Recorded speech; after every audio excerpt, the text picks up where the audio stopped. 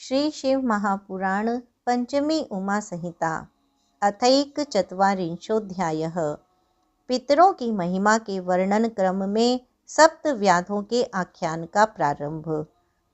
सनत कुमार जी बोले, हे तपस्वियों में श्रेष्ठ, स्वर्ग में 7 पितृगण कहे गए हैं, जिनमें 4 मूर्तिमान हैं एवं 3 अमूर्त हैं। वे पितर पूर्व से ही योग बल के द्वारा सोम को तृप्त करते रहे हैं। देवगण तथा ब्राह्मण उन्हीं का यजन करते हैं। इसलिए योगनिष्ठ पितरों को विशेष रूप से श्राद्ध देने चाहिए। इन सभी 7 पितरों को चांदी या चांदी से युक्त पात्र तथा स्वधा पूर्वक दिया गया श्राद्ध प्रसन्नता प्रदान करता है।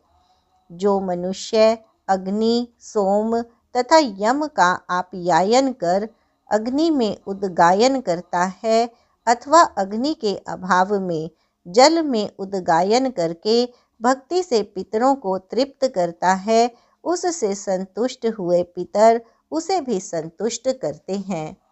पितृगण प्रसन्न हो जाने पर उसे पुष्टि, विपुल संतति, स्वर्ग, आरोग्य वृद्धि तथा अन्य अभीष्ट भी प्रदान करते हैं। हे मुने, देव कार्य की अपेक्षा पितृ कार्य को विशेष कहा गया है। हे विप्रशे, आप पितृभक्त हैं, इसलिए अजर अमर हैं।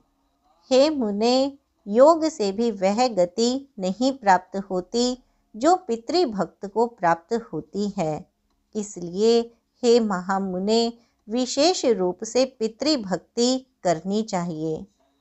मार्कंडेय जी बोले, ऐसा कहकर वे देवेश सनत कुमार मुझे देवताओं के लिए भी दुर्लभ विज्ञानमय दृष्टि देकर शीघ्र ही योग गति को प्राप्त हो गए।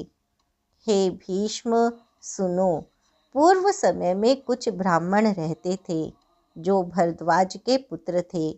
वे योग धर्म का सेवन करते करते दुराचार में फंस जाने के कारण स्वर्ग से भ्रष्ट हो गए। वे वाग दुष्ट, क्रोधन, हिंस्र, पिशुन, कवि, खस्रिम और पितृवर्ती नाम वाले थे और अपने नाम के अनुसार कार्य भी किया करते थे। हे तात, दूसरे जन्म में वे सभी कौशिक के पुत्र एवं गर्ग के शिष्य हुए। पिता के मर जाने पर वे सभी प्रवास गुरु के आश्रम में रहने लगे। एक समय उन गुरु की आज्ञा से दूध देने वाली तथा बछड़े से युक्त कपिला गौ को चराते चराते वे अन्याय में प्रवृत्त हो गए। हे भारत, मोह तथा मूर्खता के कारण भूख से व्याकुल उन सभी को मार्ग में उसे मारने के लिए क्रूर बुद्धि उत्पन्न हुई। कवि तथा खस्रिम ने उनसे गौ की मांग की, किंतु उन्होंने नहीं दिया और उन भाइयों से उसे बचाने में भी वे दोनों समर्थ नहीं हो सके। उनमें जो पितृवर्ती नामक भाई था, वह नित्य श्राद्ध करने वाला था। पितृभक्ति से युक्त वह क्रोधपूर्वक उन सभी से कहने लगा, यदि तुम लोग इसका वध अवश्य करना चाहते ही हो तो पितरों को उद्देश्य कर ऐसा करो और सावधान होकर उससे पितरों का श्राद्ध करो। ऐसा करने से यह गौ धर्म को प्राप्त होगी और इसमें संशय नहीं है। धर्म पूर्वक पितरों का पूजन कर लेने से हम लोगों को वधजन्य अधर्म भी नहीं होगा। हे भारत, उसके ऐसा कहने पर उन सभी ने गौ का प्रोक्षण करके उसको मारकर उससे पितरों का श्राद्ध किया और उसे उपयोग में ले लिया। इस प्रकार सभी ने गाय का उपयोग कर गुरु से निवेदन किया कि सिंह ने गाय को मार दिया, अब इस बछड़े को ग्रहण कीजिए। सरल स्वभाव के कारण ब्राह्मण ने भी उस बछड़े को ग्रहण कर लिया। इस मिथ्या उपचार असत्य युक्त अपकर्म से उन गौ हत्यारों को पाप लगा। हे तात, इसके बाद कुछ काल बीत जाने पर वे सातों भाई अपनी आयु के क्षीण होने पर काल धर्म को प्राप्त हुए। क्रूर कर्म, हत्या एवं गुरु से अनार्य व्यवहार करने के कारण उग्र स्वभाव वाले तथा हिंसा में ही रमण करने वाले वे सभी सातों भाई दशार्ण देश में किसी बहेलिये के बलवान, मनस्वी तथा धर्म प्रवीण 7 पुत्र हुए। उसके अनंतर अपने धर्म में निरत वे सभी काल धर्म को प्राप्त होकर दूसरे जन्म में रम्य कालंजर पर्वत पर उद्वेग से युक्त तथा मोह विवर्जित मृग जन्म को प्राप्त होकर वही विहार करने लगे। उस जन्म में भी वे जाति स्मरता को प्राप्त कर पूर्वकृत कर्मों के फल का स्मरण करते हुए निर्द्वंद्व, निष्परिग्रह तथा क्षमाशील हो वन में विचरण करते थे। वे सभी वनेचर, मृग, शुभ कर्म वाले, उत्तम धर्म का आचरण करने वाले, विधर्म आचरण से रहित तथा जाति स्मरण की सिद्धि वाले थे। उन्होंने पूर्व जन्म में गुरुकुलों में जो धर्म सुन रखा था वे संसार से निवृत्त होने के लिए उसी को बुद्धि में रखते थे।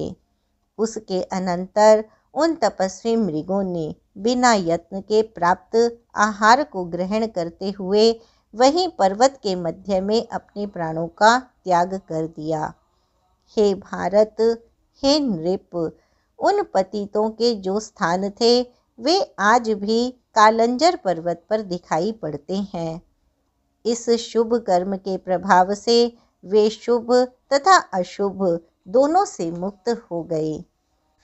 पुनः वे सातों मृग परम पुण्य क्षेत्र शरद्वीप में शुभ से भी शुभ जलवासी चक्रवाक योनि को प्राप्त हुए।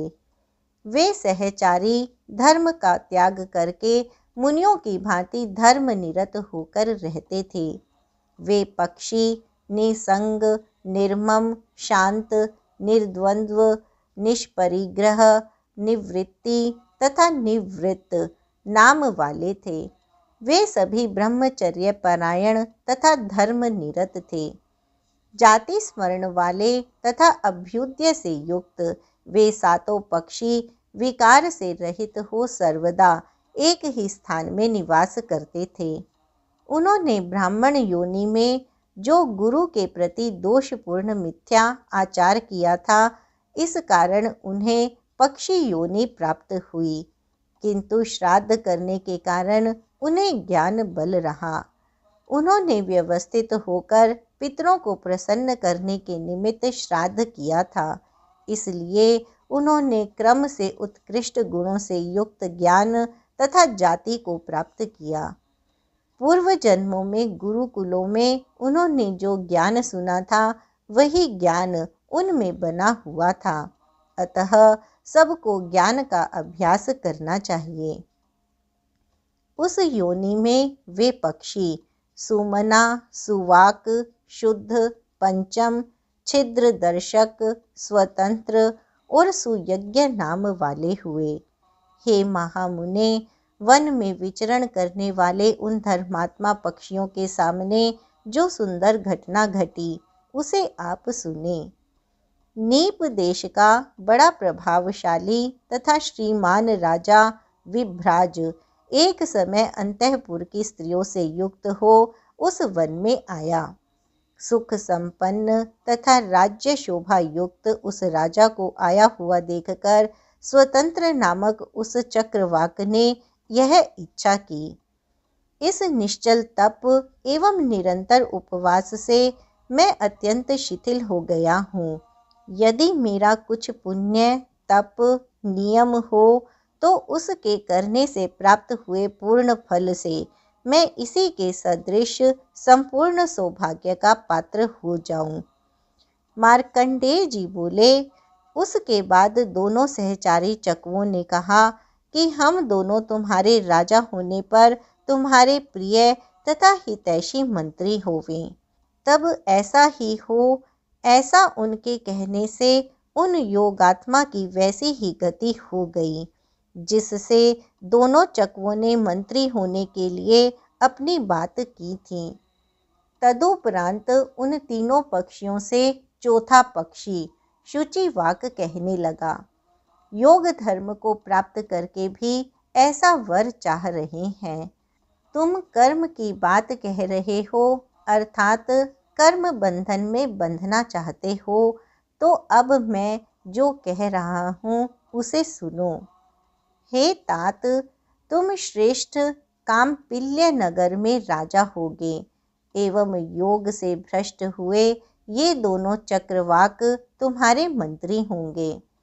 तदुपरांत राज्य लोलुप उन पक्षियों से जब अन्य पक्षियों ने बोलना बंद कर दिया, तब वे तीनों अपने चारों सहचरों से कहने लगे, हम पर कृपा कीजिए।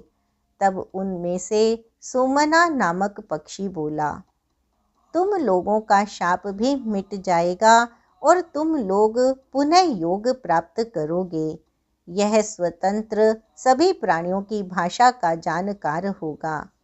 तुम सभी को पितरों के प्रसाद का पुण्य प्राप्त होगा, क्योंकि गौ का प्रोक्षण कर तुम लोगों ने पितरों के निमित्त श्राद्ध किया है। हम लोगों के ज्ञान का संयोग तुम सभी के योग का निमित्त कैसे बनेगा? इस विषय में जब तुम लोग किसी पुरुष से हम लोगों के द्वारा कहा गया श्लोक सुनोगे, तब तुम्हें योग की प्राप्ति होगी। इस प्रकार कहकर वह सुमना नामक बुद्धिमान चक्रवाक चुप हो गया। मार्कंडेय जी बोले, हे तात, हे शंतनु पुत्र, मैंने लोक कल्याण के निमित्त यह चरित्र आपसे कहा, अब दूसरा क्या सुनना चाहते हैं? इति श्री शिव महापुराणे पंचम्यां उमा संहितायां पितृसर्ग वर्णनम सप्तव्याध गति वर्णनम नामैक चत्वारिंशोऽध्यायः। इस प्रकार श्री शिव महापुराण के अंतर्गत 5वीं उमा संहिता में पितृसर्ग वर्णन तथा सप्तव्याध गति वर्णन नामक 41वां अध्याय पूर्ण हुआ। अथ द्विचत्वारिंशोऽध्यायः।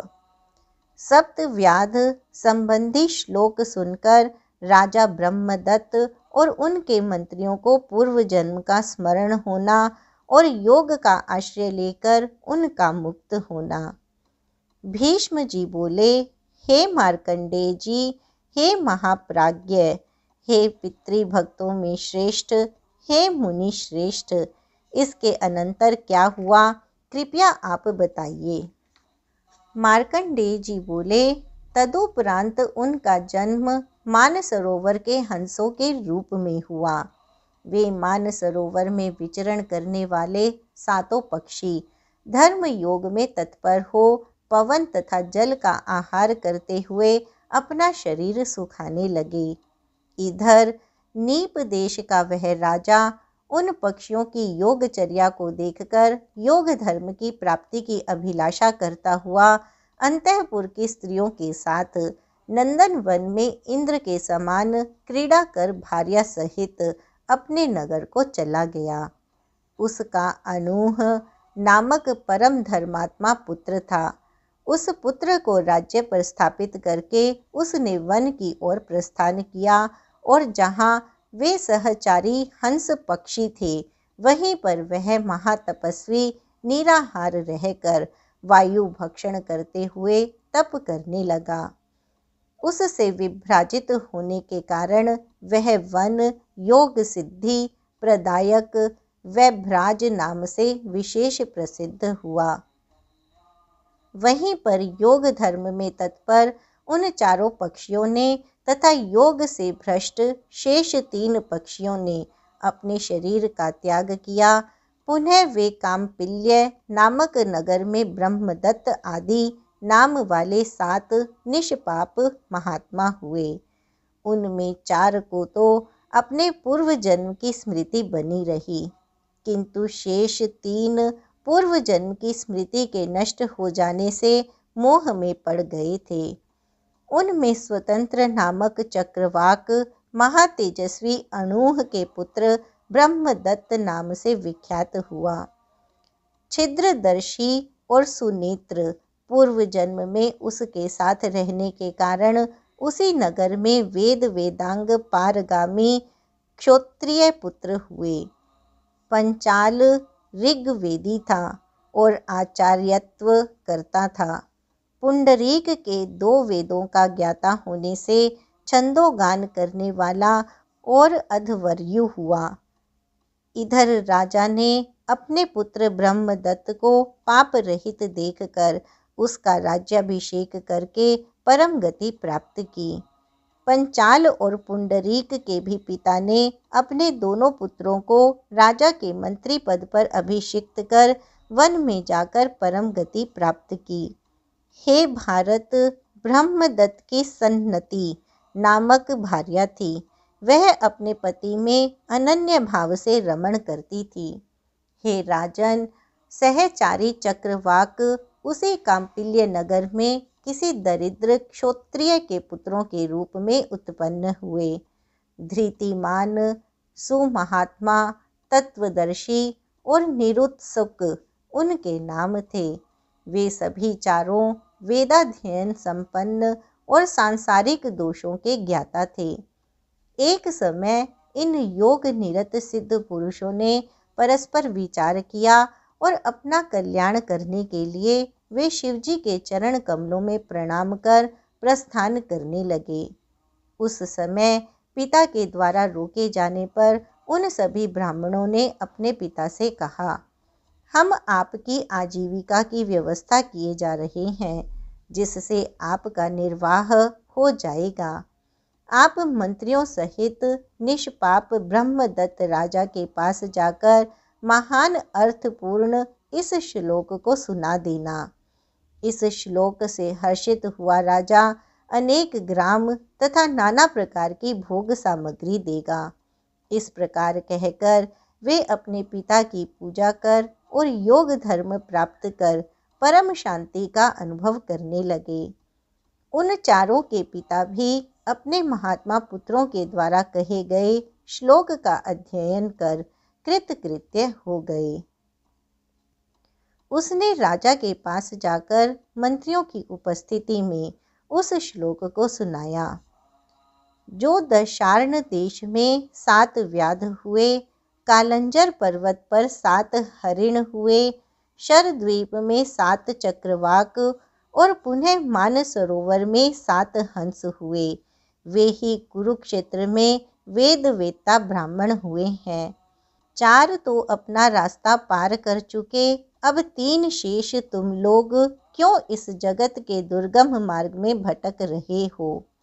इतना सुनते ही राजा ब्रह्मदत्त उसी क्षण मोहित हो गया। हे भारत, उसी के साथ उसके सचिव पांचाल और पुंडरीक भी मोहित हो गए।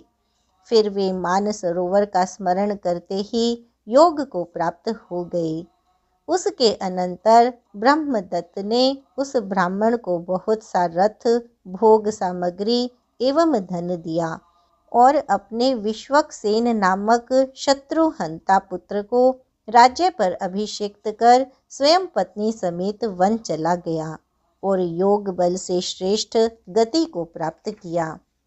धर्मात्मा पुंडरीक भी सर्वश्रेष्ठ सांख्य योग को प्राप्त कर योग का आश्रय ले उसके साधन से विशुद्ध और सिद्ध हो गया।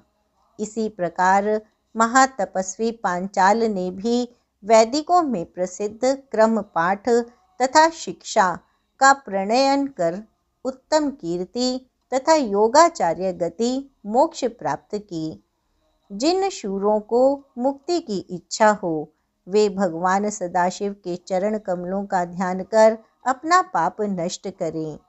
हे महामुने, शरीर, मन तथा वाणी से किए गए पाप के नाश के लिए श्रद्धा एवं भक्ति से समन्वित हो इस आख्यान का भली भांति पाठ करना चाहिए। शिव नाम का पुनः पुनः कीर्तन करने से व्यक्ति सभी पापों से मुक्त हो जाता है। उन देव शिव के नामों का उच्चारण होते ही पाप उसी प्रकार विलीन हो जाता है जैसे पानी भरते ही मिट्टी का कच्चा घड़ा विनष्ट हो जाता है। इतना ही नहीं, हे महामुने, संचित अथवा किए गए पाप के नाश के लिए भी निरंतर शिव नाम का जप अवश्य करना चाहिए। श्रद्धालु जनों को अपने मनोभिलषित की सिद्धि हेतु भी शिव नाम का जप करना आवश्यक है। जो मनुष्य पुष्टि के लिए इस अध्याय को पढ़ता और सुनता है, वह सब पापों से छूटकर मोक्ष को प्राप्त करता है, इसमें संदेह नहीं है। इति श्री शिव महापुराणे पंचम्याम उमा संहितायां पितृकल्पे पितृप्रभाववर्णनम नाम 24वांशोऽध्यायः। इस प्रकार श्री शिव महापुराण के अंतर्गत 5वीं उमा संहिता में पितृप्रभाव वर्णन नामक 42वां अध्याय पूर्ण हुआ।